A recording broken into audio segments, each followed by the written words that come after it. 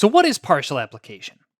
Well, in simple terms, partial application is when we take a function that has some number of arguments and we fix some of those arguments to a set value. This function with fixed arguments can then be called from anywhere else in the code, and it'll be as if we had called the original function with all of its arguments. Another way to think about it is like this. Normally, when we call a function, we have to pass all the arguments into it at the same exact time and place. What partial application allows us to do is pass arguments to a function at different places in the code, and then get the result once the function gets all of the arguments it needs. Now, partial application is also a very useful way to configure more general functions into more specific ones. In general, if there's a function that we use often in our code where one or more of the arguments that we call it with is almost always the same, this is usually a good candidate for using partial application. So now that we know what partial application is, what exactly does it look like in code? Well, let's imagine that we have a simple add function that takes 3 integers as arguments and adds them together. That would look something like this. We're going to say try function using this try function interface that we defined earlier in the course. And it's going to take 3 integers as arguments, so integer, integer, integer. And it's going to return an integer as well. We'll just call this function add. And what it's going to do is it's going to take its 3 arguments and add them all together. Okay?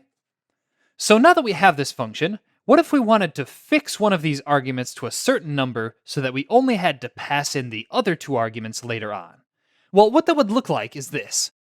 We would create another function using the function interface, and this function will take a single integer as an argument, and it'll return a by function that takes 2 integers as arguments and returns an integer. And we have to import both the by function and function interfaces up at the top. And for the name of this function, we're going to call it add partial. And what this function is going to do is it's going to take a single argument, and it's going to return another function that takes the other 2 arguments. And finally, once it has all of those 3 arguments, it's going to call add.apply with x, y, and z. So now that we have this add partial function, calling it is going to look like this. We're going to say by function integer, integer, integer, and we'll say something like add 5 equals add partial dot apply 5. So now the first argument, x, has been fixed to 5 by calling add partial dot apply 5. And what we can do now is we can call this add 5 function with the other 2 remaining arguments.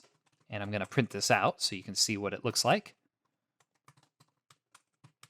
So we can say add 5 dot apply, and we can call it with the remaining 2 arguments, which are going to be y and z here.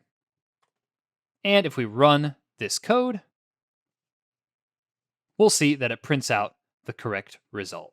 So this is 5 plus 6 plus 7, except we passed in the 5 and the 6 and 7 in different places in our code. And that's what partial application is. So in this example that we just went through, we fixed the first argument, x, and left the other 2 for later. But in reality, we can divide up our arguments however we want. For example, we could pass in the first 2 arguments and leave the last one for later, and that would look something like this. We'd say function, and it would take 2 arguments and return a function that takes an integer as an argument and returns an integer. And what this would look like now is it would take the first 2 arguments, x and y, and return a function that takes the last argument, and then it would call add.apply with those 3 arguments we'd accumulated. Oh, and this would actually be a by function instead of just a regular function.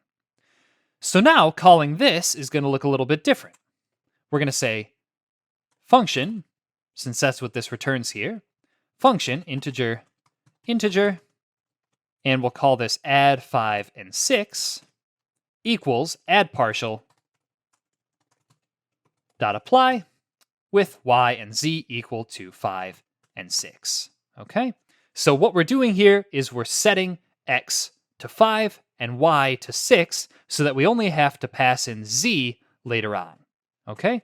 So what we can do now, again, I'm going to print this out to the console. is we can call add 5 and 6 dot apply with the final argument z, which we're going to say 7. And if we run this program again, we see that it prints out the same answer, except we're just passing our arguments in a different order now. And we also don't even have to pass in our arguments in the same order as we have here, right? We could pass in z and x here, and we could pass in the middle argument y later on, or we could say y and x and pass in z later on. We could do it in pretty much whatever order we want. And obviously in this case, that wouldn't make much of a difference since the order doesn't matter of our arguments, but there are some cases where that would make a difference. So I'm just going to change these back to the way they were before. And one last thing that I want to talk about is that we could even go a level deeper with our functions and do something like this, where we have a function that takes the first argument and returns a function that takes the second argument and returns a function that takes the third argument, and finally that returns the answer. Now, obviously, talking about these things can sound a little confusing sometimes. So what this is going to look like is it's going to be a function that takes an integer as an argument and returns a function that takes an integer as an argument that returns a function and takes an integer as an argument and finally returns an integer. Okay? Now that might look really confusing, and it kind of is, but this is just a fun example to go through, so bear with me. So what this would look like now is we would define a function that takes an integer as an argument and returns a function that takes an integer as an argument and returns an integer, and we could call this add 5, and we'd say that that's equal to add partial dot apply and pass in the first argument 5, and then we could say function integer integer add 5 and 6 is equal to add 5 dot apply and pass in the second argument, and finally we could say integer sum equals add 5 and 6 dot apply and pass in the last remaining argument, which is 7. And if we print out the sum here, we see that that gives us the exact same answer, except obviously this is much more confusing. Now, this specific case where we pass in our arguments one at a time is something called currying.